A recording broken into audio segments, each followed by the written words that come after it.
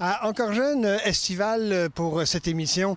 On se retrouve à la fois dans le monde du sport, le basketball, et on se retrouve aussi dans le monde communautaire. Et c'est probablement le lien à faire qui est extrêmement important entre justement le communautaire et le sport. C'est bien sûr notre invité qui va nous le révéler. Et cet invité, c'est Rosanne Joly.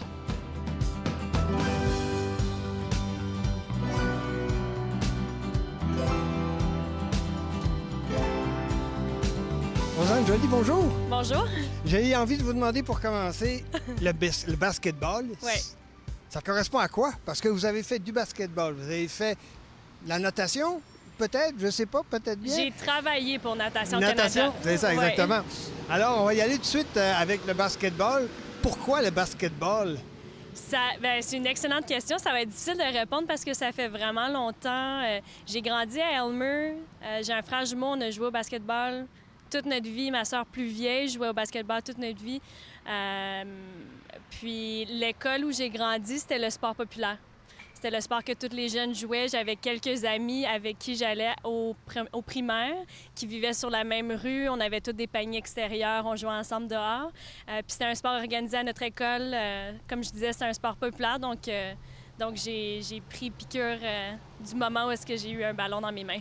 C'est très intéressant parce que, si je ne me trompe pas, cette époque-là, et je ne veux pas vous vieillir évidemment, mais cette époque-là, c'est l'époque des Magic Johnson, bon, etc., de la NBA, bien entendu, les grosses vedettes de la NBA, hormis les Raptors, évidemment. Ouais. Est-ce que ça a pu jouer un tout petit peu, justement, dans le choix social, mais peut-être dans votre choix aussi? Pour moi, non. Pour moi, non, ça a pris du temps avant que je m'intéresse au sport professionnel. Je me suis toujours intéressée plus au sport du côté point de vue social. C'est plus vers le secondaire cégep que j'ai commencé à regarder la NBA, à regarder la WNBA. Mais pour moi, ça n'a jamais été comme une espèce de motivation pour devenir meilleur. Ça a toujours été juste mon entourage, un côté social, mais on était super compétitifs. Mais c'est sûr qu'à fur et à mesure que je vieillissais, je me faisais comparer à des Steve Nash, puis à ces joueurs-là, Vince Carter. Donc, j'ai commencé à m'intéresser un peu plus au sport professionnel. Mais pour moi, ça n'a pas été comme l'élément déclencheur de tout ça, non. Vous dites que vous venez d'Elmer. Êtes-vous né là-bas? Oui. Bon. Alors, votre jeunesse s'est passée donc le long du lac des Chênes, etc., évidemment, dans ces coins-là. Qu'est-ce que vous gardez maintenant, même si vous n'êtes pas très loin, parce que vous êtes à Ottawa ou à Gatineau, peu importe, c'est pas très loin d'Elmer. Ouais. Qu'est-ce que vous gardez de ces premières années-là? C'est vraiment le côté communautaire. Comme je disais, j'ai grandi avec mes amis. On vivait sur la même rue, on sortait les paniers. Puis dernièrement, justement, on en parlait avec mes amis quand il y a eu la crise du verglas. Puis tout ça, on s'est tous rassemblés dans une maison pendant 1 semaine, 2 semaines, le temps que ça allait durer. Fait que pour moi, c'est vraiment le côté communautaire. On était une petite communauté.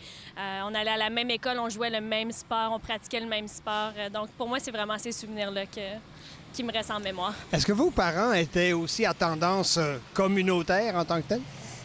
Mes parents ont toujours cru au pouvoir du sport. Puis de jumeler l'éducation et le sport, pour eux, ça a toujours été important. Puis moi et mon frère, ils nous ont mis dans plein d'activités. J'ai fait du piano, mon frère a fait de la guitare, on a joué au soccer. Jusqu'à temps qu'on arrive au secondaire, on a joué au basket, on a joué au baseball, on a pratiqué pratiquement tous les sports possibles. Donc pour eux, le fait d'être actif, c'était vraiment important. Pour le côté communautaire, j'imagine que oui, parce que c'est eux qui nous ont poussés là-dedans, mais c'est vraiment une vie saine et active, là, vraiment important pour eux, oui. C'est des belles valeurs qu'une vie saine et active. Les Latins ont déjà dit ça du temps des Romains aussi, évidemment, vous le savez comme moi. Qu'est-ce que ça vous apporte, le sport? Je vais y aller d'une façon très globale pour commencer. Le sport en général, qu'est-ce que ça vous apporte physiquement et mentalement? Mentalement, c'est le côté rassembleur, c'est la famille, c'est les amis que j'ai encore aujourd'hui, malgré le fait que je joue plus au basketball compétitif depuis près de 10 ans. C'est le côté physique, comme vous venez de me demander. C'est rester en forme. Je joue plus au basketball compétitif, mais j'ai toujours le côté compétiteur en moi. J'ai fait de la boxe dernièrement. J'ai eu des combats.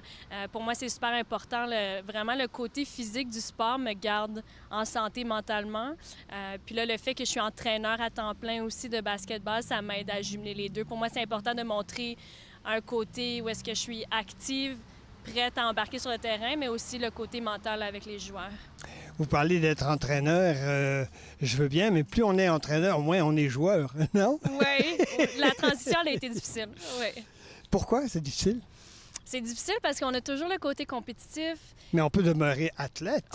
Ben oui, on peut demeurer athlète. Pour moi, c'est super important.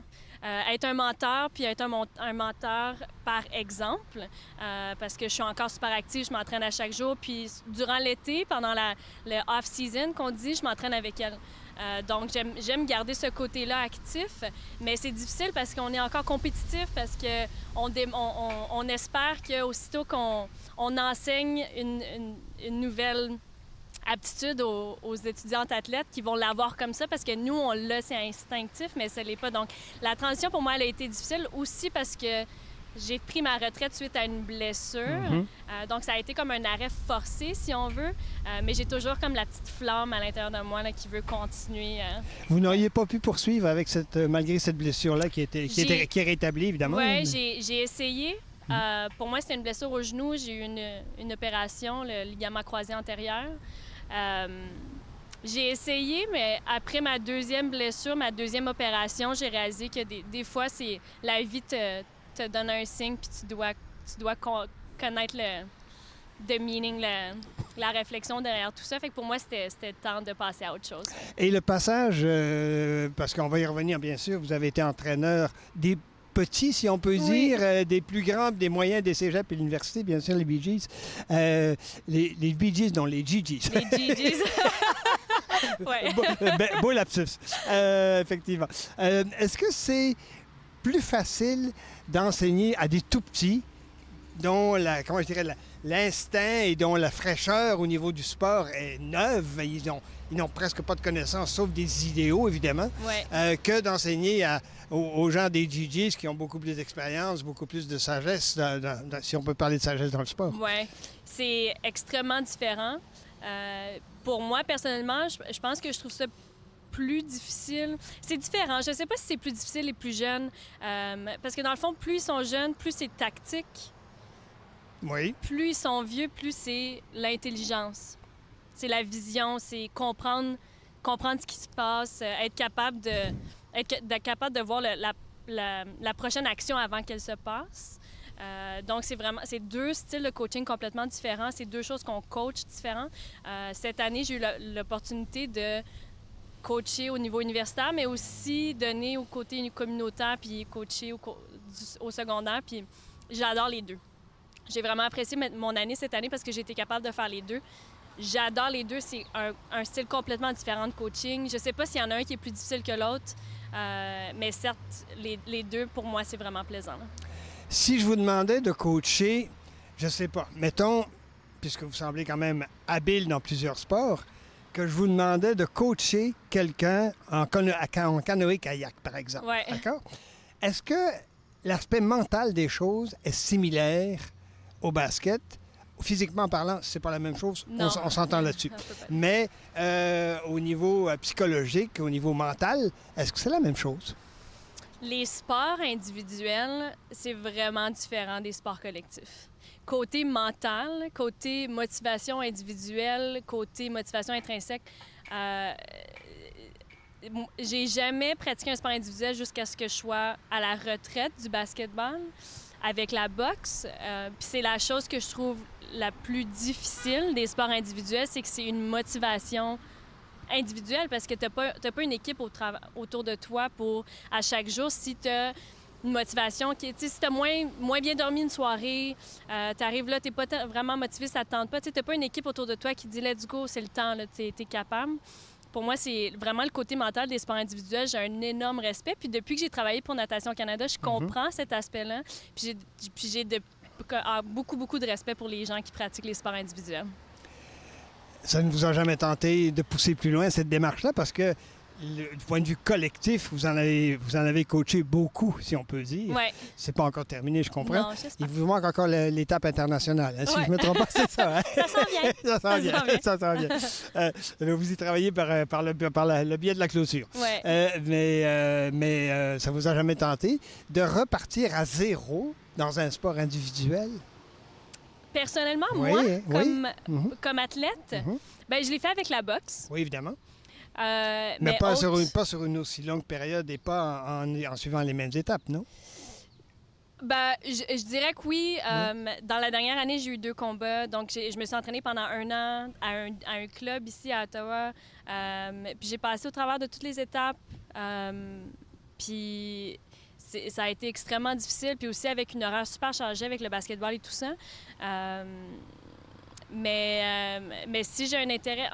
c'est vraiment difficile à l'âge que je suis rendue. Puis je suis pas vraiment vieille, là, j'ai 30 ans, mais je trouve difficile avec un côté, peut-être un manque de patience, mais un côté super compétitif aussi de ne pas être bonne à un sport. Je pratique en ce moment les choses que j'ai du succès, peut-être. La boxe, c'est un sport qui est un peu dur. Ouais. Je veux dire, quand on reçoit des coups, c'est pas des petites taloches, Non. c'est des coups vraiment. Il y a des coups aussi qui se donnent au basket, non? Ben, c'est un sport moins contact. Je pense qu'il y a des choses qui... J'en ai vu. Je sens que l'arbitre, ouais, c'est ça, caché, Ouais. des petits coups bas qu'on appelle là, vraiment, tu sais, des coups dans les côtes. Il y a seulement 2 à 3 arbitres selon le niveau dans lequel tu joues. C'est difficile pour tous les arbitres de voir toute l'action qui se passe aussi. Mais oui, il y a des coups bas, il y a des coups cochons qui se donnent, mais ça dépend le genre d'athlète que tu es, ça dépend le... Moi, j'ai jamais été ce genre d'athlète-là.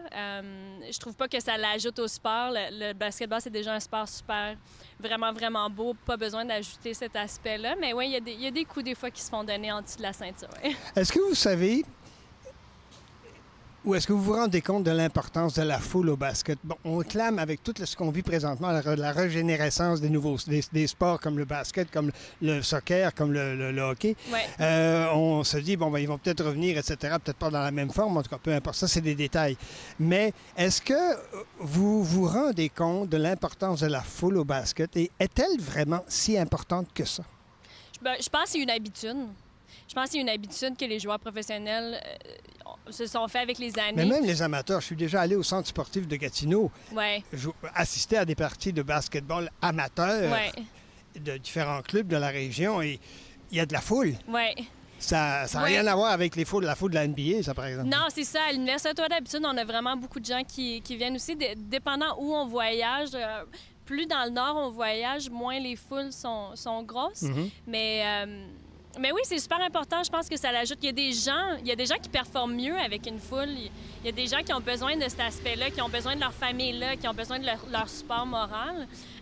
Mais on va le vivre bientôt. On va voir avec la NBA qui reprend le 30 juillet l'impact que ça va avoir sur les joueurs professionnels, sur les joueurs qui sont dans cet environnement-là depuis tellement d'années. Mais je pense que si tu es un compétiteur, si tu es un athlète qui pratique le même sport depuis quelques années, ça ne devrait pas nécessairement être ce qui te motive à mieux performer parce que ce qui se passe sur le terrain se passe sur le terrain. Donc, les choses qui sont à l'extérieur ne devraient pas nécessairement t'affecter, mais on va le voir bientôt.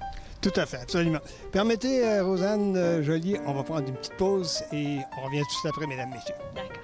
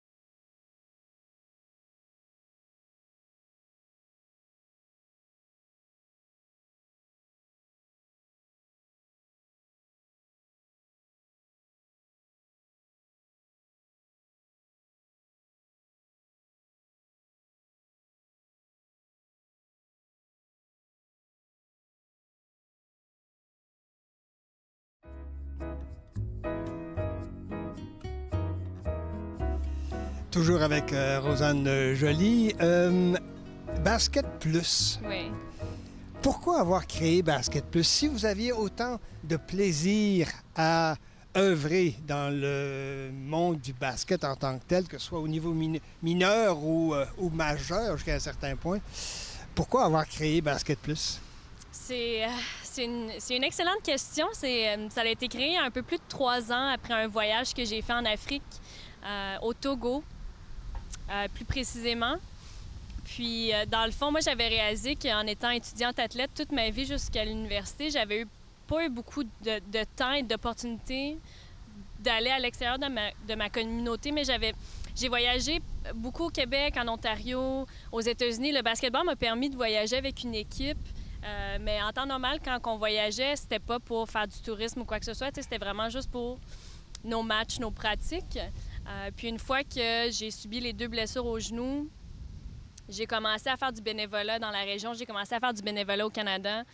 Puis j'avais le goût de vivre quelque chose de différent. Donc, j'ai trouvé une organisation au Togo. En fait, c'est eux qui m'ont invité d'aller faire un passage là-bas, d'aller voir ce qu'ils font, puis de peut-être éventuellement devenir une ambassadrice pour leur programme. Puis je suis tombée en amour avec la culture. Je suis tombée en amour avec ce qu'eux, ils faisaient comme organisation parce qu'ils utilisent justement le basketball comme plateforme positive pour éduquer les gens. Et puis, quand je suis revenue à la maison, j'ai réalisé que c'était un voyage un peu égoïste que j'avais fait. Ça coûte cher aller en Afrique. C'était un minimum de 1 200 $ juste pour le billet d'avion, les dépenses puis tout ça. Puis j'aurais pu faire un don de cet argent-là à l'organisme pour que plus de jeunes aient accès à l'école, plus de jeunes aient accès à leur programme puis tout ça. Puis j'avais le goût d'en faire plus, donc j'ai commencé à parler à quelques personnes.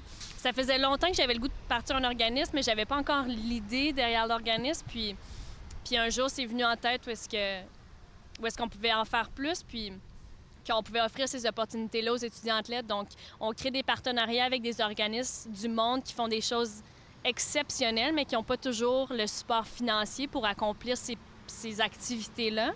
Puis c'est là où est-ce que nous, on arrive dans le portrait. Donc, on crée un partenariat avec eux, on leur demande c'est quoi leurs besoins, on crée un projet, puis on associe une équipe sportive universitaire, d'habitude des étudiants athlètes, qui vont amasser les fonds pour compléter ce projet-là. Puis par la suite, ils ont l'opportunité de voyager s'ils veulent aller rencontrer la communauté, aller rencontrer les jeunes qui vont bénéficier de ce projet-là. Puis en même temps, c'est une ouverture d'esprit pour ces étudiants athlètes-là qui vivent présentement juste de l'école et de leur sport, qui est pas du tout négatif, mais en même temps, ça leur ajoute quelque chose de plus avant qu'ils graduent. Est-ce que vous n'avez pas senti, suite à la création de cet événement-là, de ce mouvement-là, est-ce que vous n'avez pas senti ou découvert aussi qu'il y avait des besoins au niveau des jeunes ici? Oui. Et auquel Basket Plus et tant d'autres organisations, on en a au niveau social, oui. Évidemment, il y a le Centre Pauline Charon, bon, et tous les autres, évidemment. Oui. Est-ce qu'il n'y a pas aussi un besoin ici? Ici? Bien, oui, il y a toujours un besoin ici. Je trouve que, en étant jeune, moi, je ne l'avais pas réalisé jusqu'à mon premier voyage au Togo, mais on ne réalise pas la chance qu'on a ici d'avoir des sports organisés, d'avoir du support, des entraîneurs qui font du bénévolat souvent, qui sont même pas payés pour être là, pour t'encadrer, pour faire des entraînements, puis tout ça. Puis, mais oui, certes, il y a un besoin ici, mais le besoin, il est vraiment énorme dans d'autres pays, dans les pays un peu plus défavorisés. Puis c'est pour ça que nous, on a décidé de focusser un peu plus là-dessus, mais d'offrir une expérience de vie complètement différente à des étudiants athlètes d'ici. Le rôle d'entraîneur adjoint, parce que c'est le titre que vous avez, à moi, sauf erreur, c'est le titre que vous avez. Qu'est-ce que ça fait, un entraîneur adjoint? Ça fait beaucoup de choses. Hormis potentiellement d'être le lien entre les athlètes et l'entraîneur en chef. Ouais. Ça, je pense que c'est les aides-capitaines au hockey pour vous donner un point de référence, mesdames, messieurs. Ouais. Mais hormis ça, qu'est-ce que vous faites? Oui. Je pense que c'est différent d'un programme à l'autre. Ça dépend vraiment de l'entraîneur-chef en place. Moi, spécifiquement, à l'Université d'Ottawa, c'est justement le lien entre l'entraîneur-chef, les étudiantes athlètes, parce qu'il ne faut pas oublier que c'est des étudiantes, c'est des femmes, des jeunes femmes qu'on entraîne. Donc, tout le support moral, le support mental, le support académique aussi, s'assurer que leur horaire est bien fait, que quand on part sur la route, leurs enseignants sont au courant et tout ça. L'entraîneur-chef, lui, s'occupe vraiment de son programme, de ce qu'on fait à l'attaque, de ce qu'on fait à la défensive, les pratiques collectives. Puis après ça, moi, je m'occupe des pratiques individuelles aussi. Tout ce qui est le recrutement, identifier les prochains GGs, les prochaines jeunes femmes qui vont faire partie de notre programme. Donc, on essaie de les identifier quand ils sont du côté de l'Ontario en grade 10-11. On les recrute, donc le voyagement, les faire venir sur le campus, les faire visiter, les faire tomber en amour sur la ville d'Ottawa. C'est intéressant ça que vous dites, que vous faites du recrutement et du repérage d'athlètes, évidemment. La question à ce moment-là, sur quoi vous basez-vous pour recruter les futures joueuses de basketball? Est-ce que c'est les habiletés physiologiques, il faut en avoir évidemment, ou physiques, ou est-ce que c'est surtout l'attitude et la force de caractère mental? Nous, il y a toujours trois. Le premier aspect, c'est qu'elle doit être une bonne étudiante. Parce que c'est des étudiantes athlètes, donc l'école est une grande priorité pour nous. Je pense que, moi, ça fait seulement, j'ai terminé ma 3e année cette année en tant qu'entraîneur adjoint à temps plein. L'entraîneur-chef, qui est à sa 12e année, puis toutes les étudiantes athlètes qui ont passé par son programme ont gradué. Donc, pour nous, c'est vraiment, c'est ce qui rend notre programme, je pense, grand et qui a du succès, c'est que notre priorité, c'est vraiment que ce soit des bonnes étudiantes. Par la suite, c'est les habiletés, les caractéristiques physiques. Puis ça peut différer, ça change d'une année à l'autre parce que peut-être une année, on recherche une garde. L'année d'après, on recherche un centre. Donc, une année, on peut recruter une fille de 5'4" qui pèse 145 livres, mais l'année d'après, on va avoir besoin d'une fille de 6'3" qui en pèse 200. T'sais. Fait que ça va vraiment changer d'une année à l'autre selon le besoin qu'on a. Mais on est chanceux aussi parce qu'il y a des vraiment bonnes ligues au niveau secondaire dans la région ici. Toronto, donc lorsque les équipes de Toronto viennent en région ici pour jouer contre les équipes Louis Riel puis tout ça, ça nous donne une chance d'aller les voir jouer. Puis quand on trouve que leur attitude ou leur habileté physique puis tout ça coordonne avec notre programme, on les approche par la suite. Ouais. Et ensuite de ça, qu'est-ce qui arrive avec ces jeunes femmes-là? Vous les laissez là finir leur stage secondaire ou collégial et ensuite de ça, peu à peu, vous les intégrez à l'université au moment où elles sont prêtes à passer à ce moment-là? Oui. En temps normal, aussitôt qu'elles graduent du secondaire ou du cégep, lorsque c'est du côté du Québec, on les invite à passer l'été ici pour que, justement, elles s'habituent à une charge de travail différente parce qu'en temps normal, du niveau secondaire ou cégep, des fois, ça peut être seulement 3 pratiques semaine, 1 match par fin de semaine. Nous, c'est 4 pratiques semaine, 2 matchs par fin de semaine, des pratiques individuelles, des sessions de vidéo individuelles, plus de charges de travail du côté école aussi, dépendant de leur programme puis tout ça. Donc, on les invite à passer l'été ici pour que, justement, il y ait une espèce de belle transition qui se passe entre le secondaire puis l'université parce qu'il y a quand même... C'est une grosse étape dans une vie. J'ai envie de vous demander, parce qu'une équipe, vous l'avez souligné à maintes reprises, se modifie au gré des gens qui sont dans l'équipe, des gens qui la dirigent, des spectateurs, du contexte social, bon, etc., etc. Tout ça, ça joue dans l'évolution d'une équipe, bien sûr. Comment fait-on dans ce cas-là pour aller chercher une certaine constance au niveau de la valeur d'une équipe? Là, je pense que c'est le travail des entraîneurs. De garder les mêmes valeurs, de garder la même éthique de travail, de garder... Puis je pense que c'est là qu'il y a aussi notre succès, c'est qu'on ne change pas nécessairement beaucoup notre structure défensive ou notre structure à l'attaque, mais on a toujours la même demande pour l'éthique de travail. En pratique, on doit donner notre 100 on veut vraiment... On enseigne des méthodes qu'on veut que les filles soient capables d'appliquer. Donc, on est vraiment exigeant de ce côté-là. Donc, tout ce qui est valeur, qu'est-ce qui est le cœur des GG, ça vient vraiment des entraîneurs de s'assurer qu'il y a une continuité d'une année à l'autre, puis que les leaders, dans le fond, là, les filles qui ont commencé en première année, deuxième année, qui arrivent en 3, 4, 5e année, c'est elles qui s'assurent aussi avec les plus jeunes qu'il y ait cette dynamique-là qui reste. Et donc, c'est important de passer les valeurs. C'est ça qui fait la renommée d'une équipe, non? Oui. Oui. Oui. Tout à fait. Le chronomètre continue à... Vous savez ce que c'est un chronomètre, hein? Et le chronomètre passe son temps et avance beaucoup trop vite. Mais j'ai une dernière question Oui. pour vous. Vous aspirez à quoi maintenant? Au niveau de vos valeurs personnelles que vous pourriez apporter à votre prochaine étape de basketball? C'est une bonne question. J'ai de la difficulté à me projeter dans le futur parce qu'on dirait qu'il y a tellement beaucoup d'opportunités puis de belles choses qui se passent. Pour moi, je vis une saison de basketball à la fois. J'aimerais ça travailler pour une équipe professionnelle un jour, que ce soit en Europe, que ce soit pour une équipe de la WNBA, que ce soit pour une équipe de la NBA. Je veux grandir mon programme aussi Basket Plus parce que j'y crois, parce que je crois que c'est des belles choses qui se passent.